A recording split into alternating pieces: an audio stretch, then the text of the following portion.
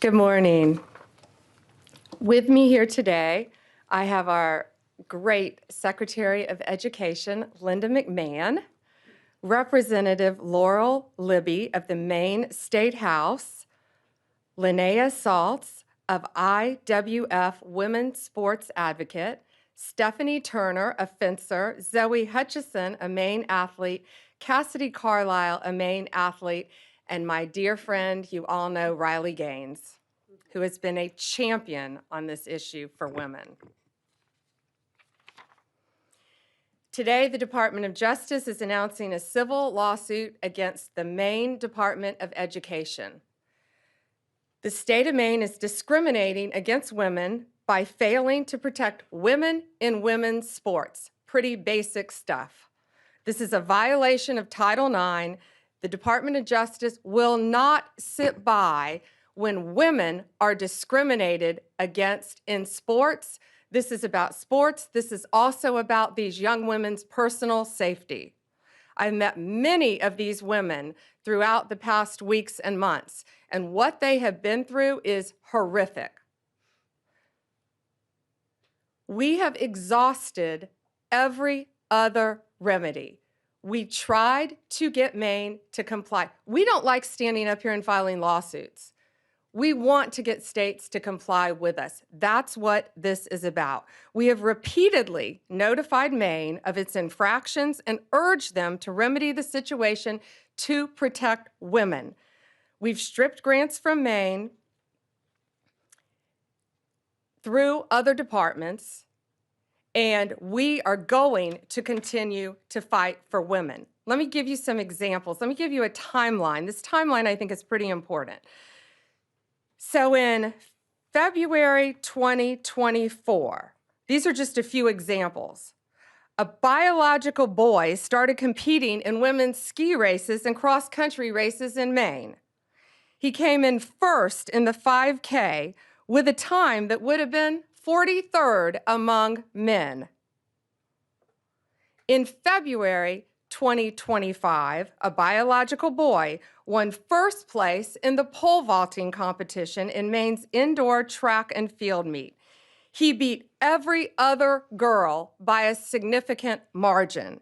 That qualified him for regional championships. That took a spot away from a young woman in women's sports. Shame on him. February 21st, 2025. President Trump has the governors at the White House. President Trump has the exchange with Janet Mills. He asked her about the issue. Her response, "We'll see you in court." Well, we still didn't sue. HHS and the Department of Ed opened investigations in an attempt to get them to comply. They both found violations. And in March, Maine refused to comply. I want to read you this letter.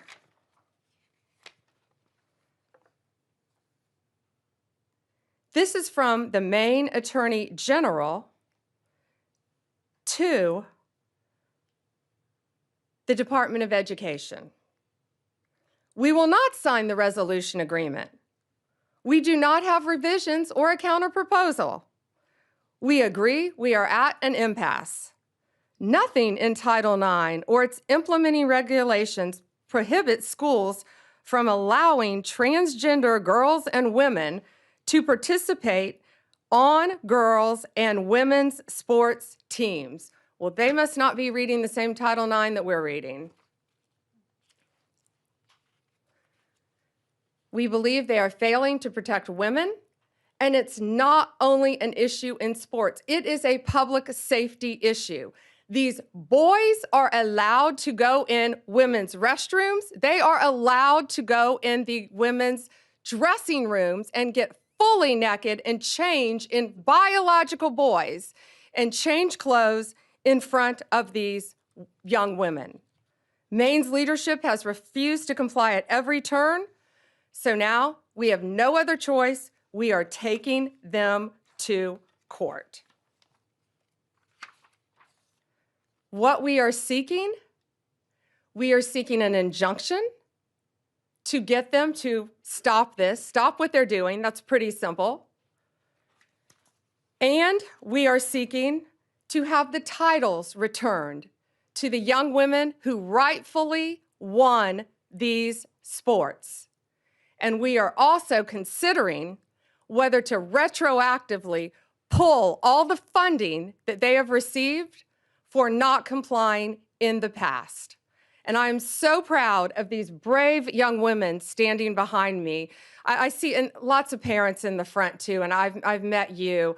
Thank you to the parents for supporting your daughters and telling them it's okay to fight back and stand up for what they believe in.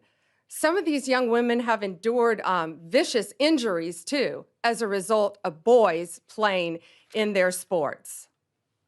It's my honor now to introduce to you our Secretary of Education, Linda McMahon.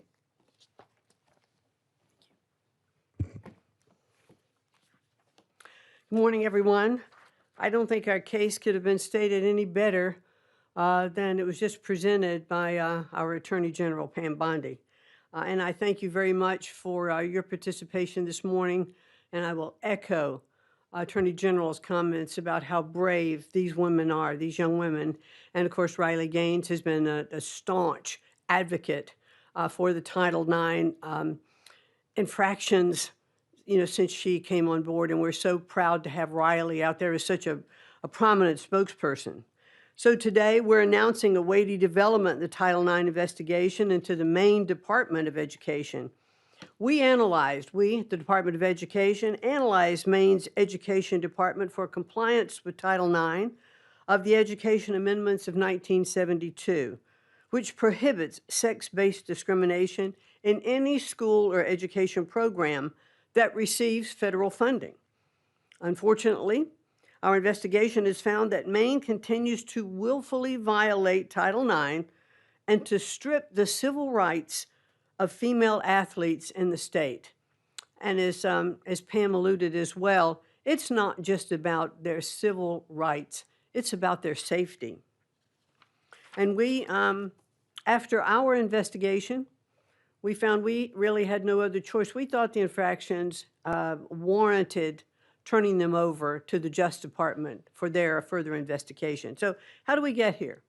On February 5th, President Trump signed the executive order keeping men out of women's sports, which directed all states and educational programs receiving federal funds to cease the practice of allowing males to compete in sports programs for women.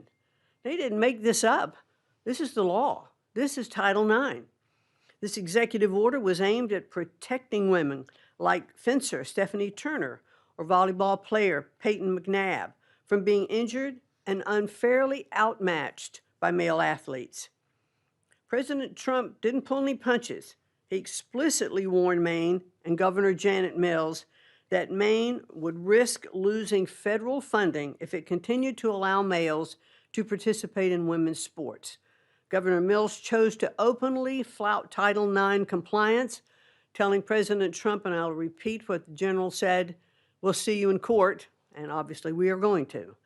That same day, our Office for Civil Rights opened an investigation into the Maine Department of Education and Maine School Administrative District Number 51 for permitting males and girls sports and denying female-only intimate facilities. The department's investigation confirmed Maine's Title IX violations, and we offered Maine leaders multiple opportunities to change their policy and to protect women in sports, and they have refused. So now as the DOJ begins their enforcement actions, I hope Governor Mills will recognize that her political feud with the president will deprive the students in her state of much more than the right to fair sporting events. After all, compliance with federal civil rights law is a universal prerequisite for receiving federal funding. The Trump administration could not be any clearer to all states, sports leagues, and educational institutions. We take the violations of women's civil rights very seriously. I have 3 granddaughters, and I want to make sure that they are treated fairly. and that they aren't exposed, in dressing rooms. We want to make sure that if you open women's sports or intimate facilities to males, you expose yourself to federal civil rights investigations. Governor Mills will definitely get her wish. We thank you all for being here this morning. Look forward to seeing you later. Thank you, Secretary. I'd now like to introduce to you State Rep Laurel Libby from Maine, who has been a champion for these young women in the state of Maine. And thank you, Representative. Thank you, Attorney General Bondi. It's unfortunate that we have to be here today because Governor Mills and legislative Democrats, along with the Maine Principals Association, continue to persist in discriminating against Maine women and girls. They are out of alignment with 2/3 of Mainers who believe that biological males have no place in girls' sports. Earlier this week, MSAD 70 School Board voted unanimously to align with Title IX. They're in alignment with 2/3 of my fellow Mainers. And I would encourage other school boards throughout Maine, I would exhort you to speak up for Maine girls similarly and vote to align with Title IX. I thank you to the Trump administration and AG Bondi for taking action on behalf of our girls and helping to ensure a safe, fair, and level playing field in Maine. Thank you. You know, President Trump, before he was elected, this has been a huge issue for him. Pretty simple. Girls play in girls' sports, boys play in boys' sports. Men play in men's sports, women play in women's sports. And he got to know a great young woman during that time named Riley Gaines. And we are all so proud and honored to have her here with us. Riley has been a champion nationally for this issue. Riley, please join us. Thank you. Well, goodness gracious, it's an honor to be here, to stand beside, of course, Secretary McMahon, Attorney General Bondi, these amazingly brave athletes, Representative Libby. But truthfully, I'm frustrated. I'm frustrated that we have to be here, that we as women have to stand before you all on national television demanding equal opportunities, demanding privacy in areas of undressing, demanding safety in our sports. Amazing to me that we are still here fighting this fight, that the Democratic Party has really doubled down, tripled down, quadrupled down on their ridiculous stance, but that's exactly what they've done. Let me tell you what sports has done in my life. Of course, in terms of athletic achievement, I very proudly finished my career as a 12-time NCAA All-American, a 5-time SEC champion, actually the SEC record holder in the 200 butterfly, making me one of the fastest Americans of all time. A 2-time Olympic trial qualifier, SEC Scholar Athlete of the Year, SEC Community Service Leader of the Year. The list goes on, but again, just to really reiterate, it's a lifelong journey. It's how I met my husband. It's what gave me my lifelong friends. It taught me how to be a leader. It taught me how to set goals and work to achieve those goals.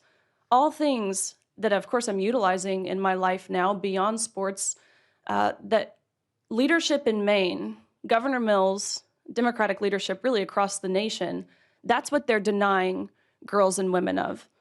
I'm sure you guys saw the clips and the visuals that surfaced following President Trump's executive order signing of this EO, barring men from participating in women's sports within any educational program that receives federal funding. And it was the most amazing thing to be there. And you have all of these young girls.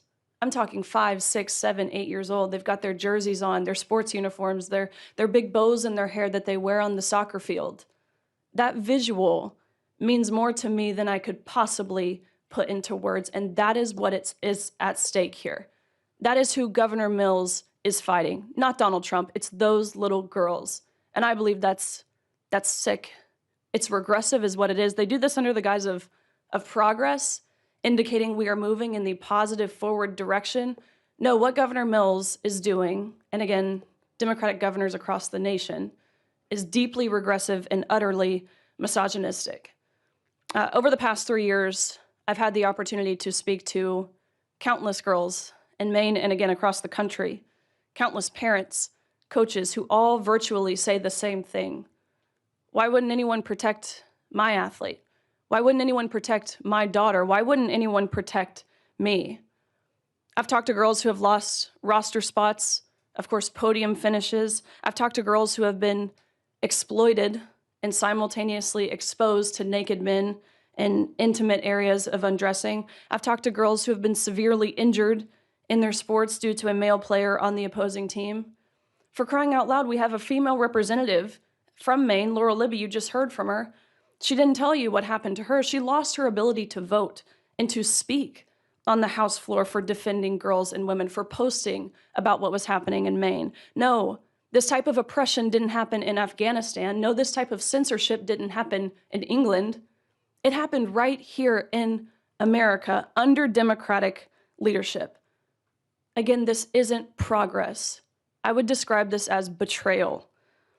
Let this be a notice, these actions that we have seen put forward today by the Department of Justice, by the Department of Education, to all other states who are not willing to comply with federal law, that federal law being Title IX, which is very clear in how it was originally implemented, or at least it should be. We never knew we had to define this word sex until these both elected and unelected bureaucrats started to go through the back door and reinterpret this word to mean what they want it to mean.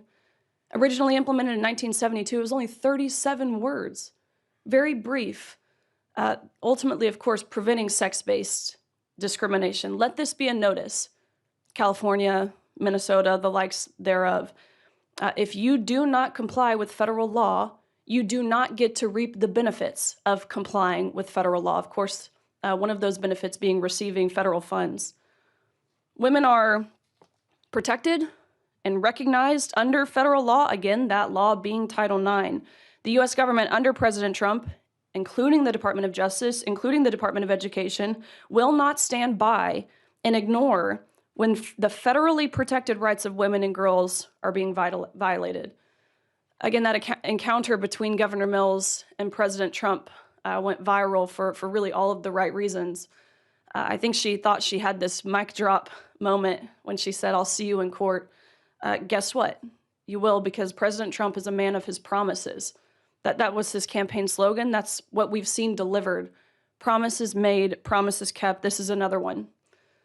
People, the American people, girls, women, boys, men, old, young, white, black, gay, straight, none of those identity factors matter. We want transparency and we want accountability. Again, we voted overwhelmingly in favor of that on November 5th. And accountability is back in the White House. So I stand before you all today, and I thank you, again, Secretary McMahon, Attorney General Bondi. I thank you on behalf of course, myself, but I think more importantly, my younger sister, of all the women and girls who have dreams, like I did when I was young, to achieve, to succeed in my sport and beyond. So thank you. Riley, thank you. And Zoe would now like to say something. Tell us about your sport too, Zoe. So I compete in soccer and indoor track and outdoor track. And like was mentioned previously today, I had to watch at the Maine Class B State Indoor Track Championship as my close friend and my teammate and other female competitors lost the state championship to a biological male. And this was heartbreaking for me to have to watch. And Riley said that it's betrayal, and that's what it is. It is the job of our elected officials to protect our young female athletes, and they have failed to do that. We walk into sports expecting to have a level playing field, and to walk into the state championship to see a biological male there and to lose to a biological male, that's betrayal. And so I am extremely grateful to AG Bondi for standing up for us when our elected officials aren't doing that. And on behalf of the girl athletes in Maine, I just want to say thank you all, and I look forward to having a level playing field back after this fight. So thank you. And Cassidy wants to say a few words. My first experience was when I was 13 years old. I was going to change for gym, and I walked into the locker room, and there was a biological male there. From that point on, my junior year, I competed in Nordic skiing and lost to a biological male numerous of times. I am fighting this fight for generations to come. And the fact that our governor can look the women of our state in the eyes and say, I'm not going to fight for you, is heartbreaking, and it's betrayal, like Riley said. I just want to thank all these women standing behind me and President Trump for fighting for us, because even though my own governor isn't fighting for me, I know there are people out there fighting for me. It takes a lot for these young women to be standing up here saying this too. And again, I'm looking at their amazing parents in the front row who have supported them, who I've gotten to know, who are protecting them every step of the way and telling them that they have a voice to stand up for themselves and future generations of young women to come and many athletes. Gates, should we take some questions? Yeah, absolutely. Questions? Mary Margaret, Daily Wire. Thank you, Attorney General Bondi. I wanted to ask if there's other states that you're focused on. Which ones are next for these types of abuses, including men and women's prisons? Well, first we're looking at, for this, we're looking at Minnesota, we're looking at California, we're looking at many, many states, but they are the top two that should be on notice because we've been communicating with them. And just like Maine, we're not going out there, we don't want to be suing people, we want them to comply with the law. And that's what we're doing. We have given them opportunity, Maine, an opportunity over and over again.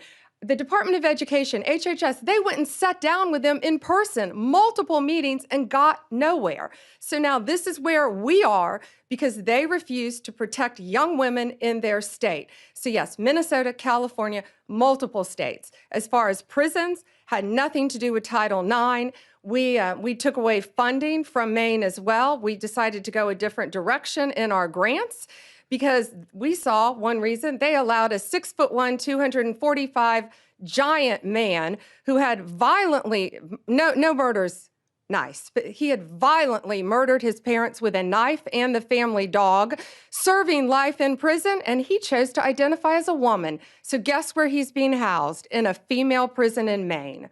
So therefore, my office, we don't want to give any more money to the Department of Corrections in Maine if that's how they're going to act. We're going a different direction in our funding. Sadie with the Journal. Hi there. So Maine's governor yesterday said there were maybe at most 2 trans athletes in Maine schools right now. I just was hoping you could talk a little bit about the sort of amount of federal resources that you're putting into this and why that's worth it given the small impact in Maine. And I have a second off-topic question too. Given that it has some of the same elements as the fire bombings of Tesla dealerships that you've charged federally and called domestic terrorism, I'm wondering if you would say the arson at Pennsylvania Governor Josh Shapiro's house would also be domestic terrorism and something you would investigate federally, and if not, what constitutes domestic terrorism? Okay, so first the on-topic question about the, I haven't heard Janet Mills' comment.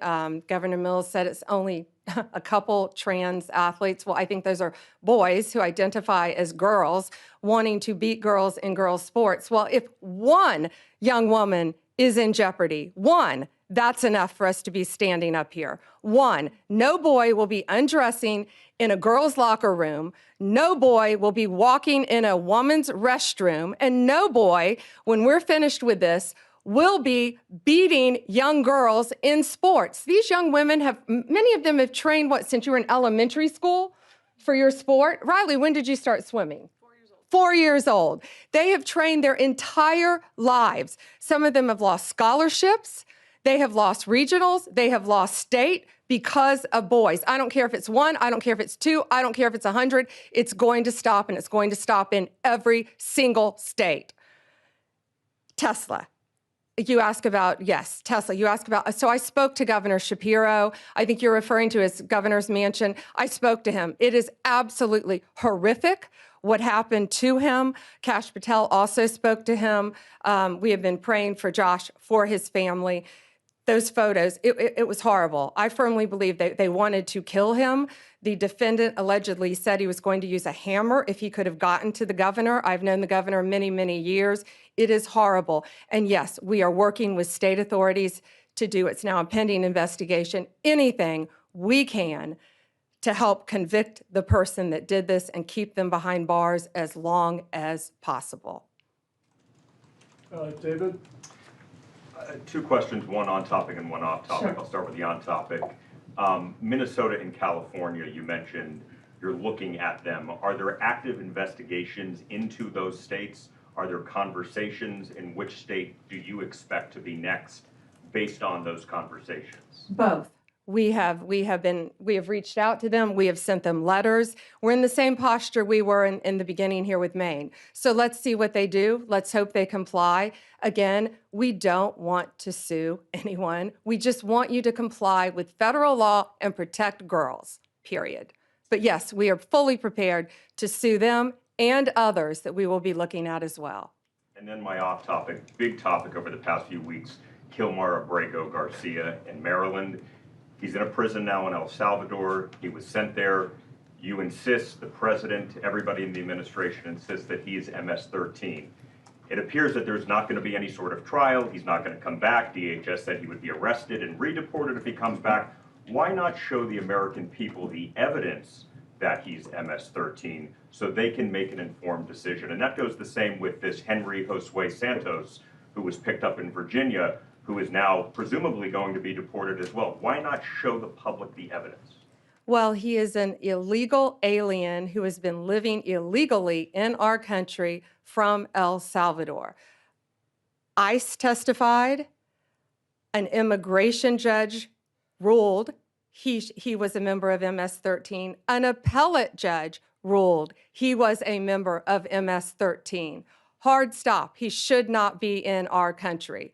He was deported. They needed one additional step in paperwork, but now MS-13 is characterized as they should be, as an FTO, as a foreign terrorist organization.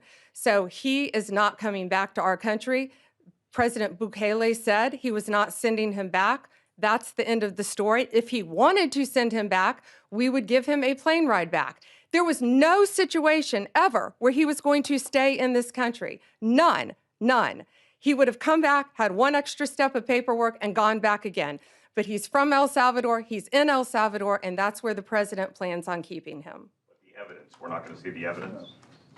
We have the transcripts from the court hearings. I'll be glad to give you the court hearings from 2019, what we have, sure, with the rulings from the judges, gladly. All right, last one, Reagan. Reagan Reese, Daily Caller. Madam Attorney General, there's a Maine school board, MSA D number 70, which voted unanimously on Monday to defy the governor and to comply with Title IX.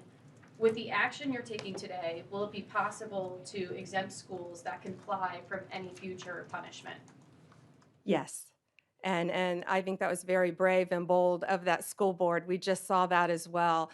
The question was one school board in Maine voted to comply. And again, that's all we wanted was compliance. So yes, we will not be going after them, looking at them in this lawsuit because they are complying and they're protecting women in women's sports. Thank you guys. Thank you.